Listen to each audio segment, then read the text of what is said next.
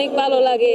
আমরা সবাই একসাথে, প্রথম হচ্ছে দুর্গাপুজো, তারপর হচ্ছে এটা ধর্ম যার যার উৎসব যেন সবারই। মুসলিম হয়েও হিন্দুদের রথযাত্রায় গিয়েছে, ধিক্কার তোর মতো নারীদের উপরে। শুধু এই একটা না, ভালোবাসা মসজিদে বৈশা আমিন আমিন বলে কক্রোশ পার্টির আন্দোলনের কারণে সংসদ ছেড়ে পালিয়েছেন মোদি। হিন্দুদের গীতা মাথায় দিয়ে, কোরআন শরীফ পায়ের নিচে দিয়ে ভারতের ওই ছাত্রদেরকে প্রশাসনরা মারছে, মোদি দাদা। আর শান্তি রে ভাই। জয় জগন্নাথ। কি অবস্থা বন্ধুরা? আশা করি আপনারা প্রত্যেকে ভালো এবং সুস্থ রয়েছেন। মুসলিম মেয়েরা রথের দড়ি টানছে, কেউ আবার ইসলাম ধর্ম ছেড়ে হিন্দু ধর্মই গ্রহণ করে নিচ্ছে। হঠাৎ কেন এই পরিবর্তন? আর এইসবের মাঝেই ককরোচ জনতা পার্টিকে নিয়ে বাংলাদেশিদের প্রেম যেন উতলে পড়ছে। তাহলে কিসের সংকেত এইসব? আসল খেলা আর সত্যটা জানতে ধৈর্য ধরে শেষ পর্যন্ত দেখতে থাকুন। কথা দিচ্ছি আজকের ভিডিওটি আপনাদের অবশ্যই ভালো লাগবে এবং গুরুত্বপূর্ণ কিছু ইনফরমেশন পাবেন। রোদ দেখতে আসছি, ধর্ম যার যার উৎসব যেন সবারই। অনেক ভালো লাগে। আমরা সবাই একসাথে মিলেমিশেই বসবাস করি, তারা একটা উৎসব আমরা ঘুরতে আইছি। প্রথম হচ্ছে দুর্গাপুজো, তারপর হচ্ছে এটা ধর্ম যার যার উৎসব যেন সবারই, প্রত্যেক বছরই হয়। দেখতে পাচ্ছেন বন্ধুরা, ইসলাম ধর্মের মুসলিম বোনেরা অর্থাৎ মুসলিম মেয়েরাও কিন্তু আমাদের রথযাত্রায় অংশ নিচ্ছে। ফেরা রথে কিন্তু মুসলিম মেয়েরাও অংশ নিচ্ছে।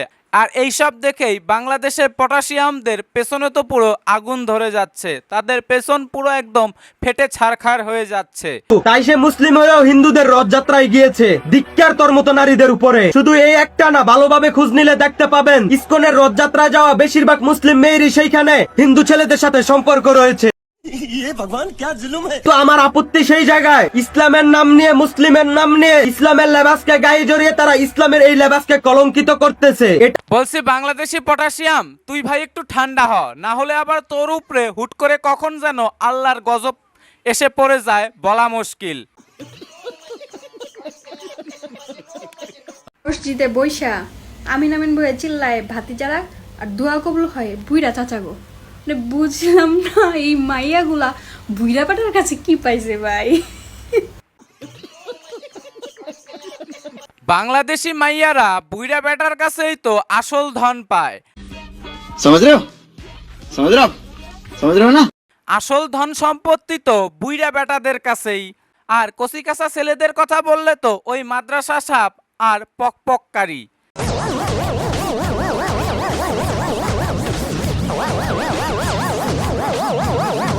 বুইরা পাটার কাছে কি পাইছে ভাই।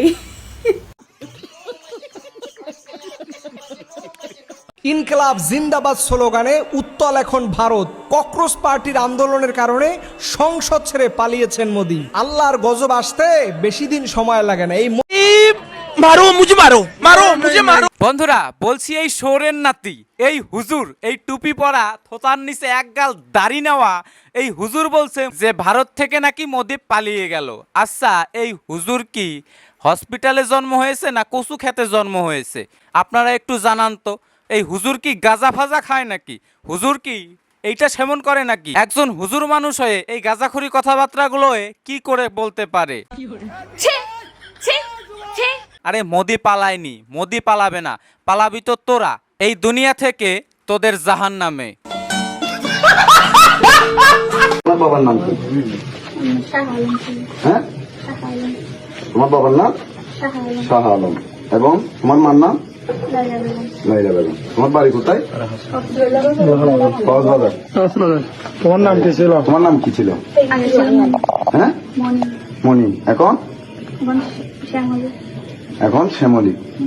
বন্ধুরা দেখতে পাচ্ছেন, বাংলাদেশের একজন মুসলিম ঘরের মানে ইসলাম ধর্মে জন্ম নেওয়া একজন মুসলিম মেয়ে সনাতন ধর্মের হিন্দু ছেলেকে ভালোবেসে তার সাথে ঘর বাঁধার স্বপ্ন দেখে, তাকে বিয়ে করে, কিন্তু সেইখানে বারবার পটাশিয়ামরা গিয়ে তাকে বিরক্ত করতে থাকে, তাকে প্রাপ্তবয়স্ক হওয়ার পরও কি ধুমকি দিতে থাকে।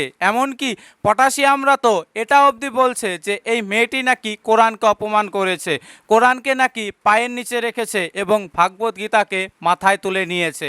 হিন্দুদের গীতা মাথায় দিয়ে, কোরআন শরীফ পায়ের নিচে দিয়ে সে মুসলিম ধর্ম ত্যাগ করে হিন্দু ধর্ম গ্রহণ করেছে। তুই মুসলিম ধর্ম ত্যাগ করে হিন্দু হইছস, এতে আমার কোনো দুঃখ নাই বা বাংলাদেশের কোনো মুসলমানের দুঃখ নাই। দুঃখ শুধু একটাই, তুই মুসলমানদের কোরআন শরীফ পায়ের নিচে দিলি কেন? আমি বুঝতে পারি না, যখন লাভ জিহাদের মাধ্যমে মুসলিম ছেলেরা হিন্দু মেয়েদেরকে তুলে নিয়ে যায়, হিন্দু মেয়েদেরকে ফাঁসিয়ে তাদেরকে ধর্মান্তরিত করে, তখন এই সমস্ত পটাশিয়ামদের তো ফাটে না। এখন তাহলে এই সমস্ত পটাশিয়ামদের এত ফাটছে কেন? একজন মুসলিম মেয়ে স্বেচ্ছায় হিন্দু ধর্ম গ্রহণ করেছে বলে, একজন মুসলিম মেয়ে পূজা পাঠ করছে বলে, একজন মুসলিম মেয়ে মাথায় সিঁদুর এবং হাতে শাখাপলা পরেছে বলে।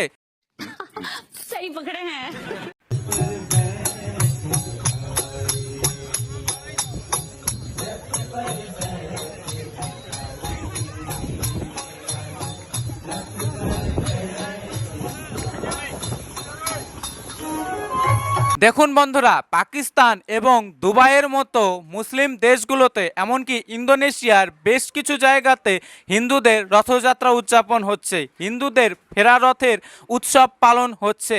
কিন্তু বাংলাদেশের বিভিন্ন জায়গা থেকে খবর আসছে যে হুজুররা নাকি হুমকি দিচ্ছে, হুজুররা হিন্দুদের রথকে বাইরে বের করতে দিচ্ছে না, হিন্দুদেরকে শাসাচ্ছে। রথযাত্রা বন্ধ যদি না করা হয়, হিন্দুরা পায়ে পাড়া দিয়ে মুসলমানদের সঙ্গে গ্যাঞ্জাম বাঁধাবে, পায়ে পাড়া দিয়ে গ্যাঞ্জাম করবে। এই রথযাত্রা অবশ্যই বন্ধ করতে হবে। প্রত্যেক থানায়, প্রত্যেক এলাকায় মুসলমান ভাইরা রথযাত্রা বন্ধ দাবিতে আপনারা সরকারের কাছে, পুলিশের কাছে, থানার কাছে চিঠি দিন। বাংলাদেশের জুলাইয়ের সাথে মিল রেখে মনে হচ্ছে ভারতের নরেন্দ্র মোদীর পতন হয়ে যাবে এই জুলাইয়ে। ছাত্র জনতার ধাওয়া খেয়ে ইতিমধ্যেই সংসদ ছেড়ে গিয়েছে পালিয়ে, নিজের ঘর ঠিক না করে অন্যের ঘরে লাগিয়ে দিত প্যাচ। এই জন্যই তো বলি পাপ কখনো বাপকে ছাড়ে না। তার নিজের দেশের মানুষ এখন তাকে নিয়ে খেলতেছে 2020 ম্যাচ। এই হচ্ছে ছাত্র জনতার পাওয়ার। সব পাপীরা কেন জানে এই জুলাই এসে ধরা খেয়ে যায় বারবার। अच्छा अच्छा अच्छा तेरा बाप यहाँ छोड़कर गया था कि तेरी माँ। বলছিলাম, আপনারা কি গাঁজা খেয়ে অথবা এইটা খেয়ে কি হুজুর হন? এই কথা আমাকে আজকে বলতে হচ্ছে এই কারণে, আপনারা কি দিনরাত গাঁজা খান নাকি যে গাঁজাখুরি কথাবার্তা বলছেন? ভারতের মোদি নাকি সংসদ ছেড়ে পালিয়েছে। আরে মূর্খের দল, তোদের শেখ হাসিনা আর আমাদের প্রধানমন্ত্রীর মধ্যে ফারাক রয়েছে। আমাদের ভারত একটি বৃহৎ গণতান্ত্রিক দেশ, তোদের মতো ওই কচু ক্ষেত থেকে উঠে আসা কোনো দেশ নয়। তোদের মতো মাদ্রাসায় পড়া হুকামারা পাবলিক আমাদের দেশে বসবাস করে না।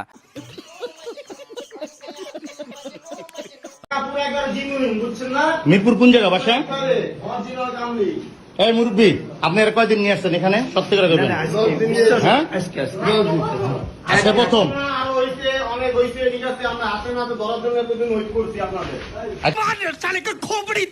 বন্ধুরা, এই ভিডিওটা হচ্ছে বাংলাদেশের একটি ইসলামিক পার্টি রয়েছে, যাদের উদ্দেশ্য বাংলাদেশকে পুরোপুরিভাবে ইসলামীকরণ করে দেওয়া এবং ভারতেও ইসলাম কায়েম করা। তো সেই দলের যে এমপি, মানে সেই দলের এমপি মেয়ে নিয়ে ধরা খেলো কোথায়? হোটেলে। তাহলে ভাবুন, একজন ইসলামী দলের এমপির এই অবস্থা, তাহলে গোটা দেশে যারা ইসলামিক দল করে তাদের কি অবস্থা?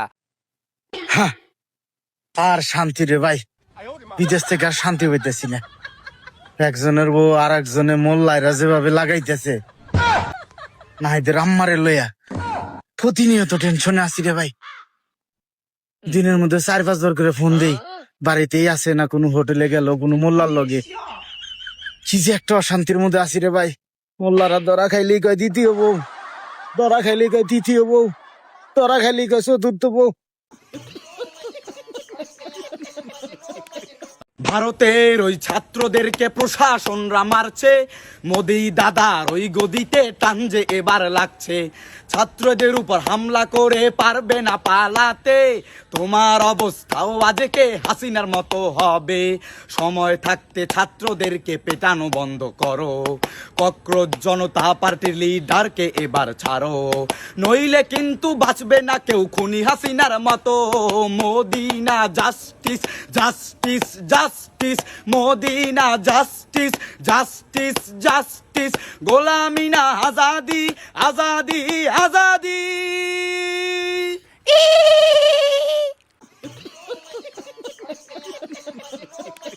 বন্ধুরা, এই সমস্ত বাংলাদেশি শুয়োরের নাতে পটাশিয়াম সবসময় করতে থাকে কেন বলুন তো? খেয়ে না খেয়ে আর কোনো কাজ নেই, শুধু ভারতের বিরুদ্ধে সবসময় উঠতে বসতে খেতে স্নান করতে গিয়ে এমনকি হাঁকতে গিয়ে অবধি এদের করতেই হয়। ভারতের ওই ছাত্রদেরকে নয় রে প্রশাসন মারছে, মনে হচ্ছে তোর পেছনে মোদি বাস ভরে দিচ্ছে, সেই বাসের জ্বালায় তোরা দিন রাত ম্যা যে করছিস, মনে রাখিস ভারত কিন্তু তোর বাপ হয় রে, এবার সময় আছে গিয়ে পাকিস্তানের টুনটুনি ধরে রে। সময় থাকতে ভারতের বিরুদ্ধে ছাগলের মতো ম্যামা বন্ধ কর, আর পারলে ককরোচ জনতা পার্টির পেছন চাটা বন্ধ কর, নইলে কিন্তু বাংলাদেশকেও বানিয়ে দেবে পাকিস্তানের মতো, মোদি তোদের আব্বা তোরা ভালো করে মনে রাখতো।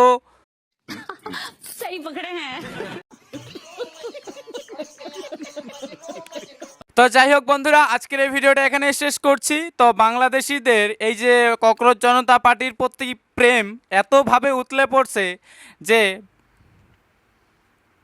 তারা হয়তো ককরোচ জনতা পার্টি যদি তাদের মাকে চায় তাহলে হয়তো তারা তাদের মাকে অবধি দিয়ে দিতে পারে, হয়তো মানে তাদের প্রেম যেন উতলে উঠছে।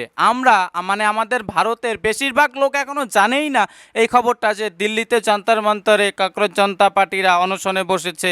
এই সমস্ত খবর আমাদের ভারতের ম্যাক্সিমাম জনগণ জানে না, মানে 80% জনগণ এখনো হয়তো জানেই না, অথচ বাংলাদেশিদের পুরো ফেটে যাচ্ছে।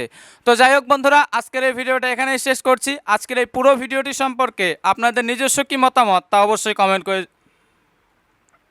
তো যাই হোক বন্ধুরা, আজকের এই ভিডিওটা এখানেই শেষ করছি। আজকের এই পুরো ভিডিওটি সম্পর্কে আপনাদের নিজস্ব কি মতামত তা অবশ্যই কমেন্ট করে জানাতে ভুলবেন না। আর কোন ভিডিও ক্লিপটি, কোন পার্টটি আপনার সবথেকে ভালো লেগেছে তা অবশ্যই কমেন্টে জানিয়ে যাবেন। আর পারলে আজকের ভিডিওটি একটু শেয়ার করে দেওয়ার চেষ্টা করবেন।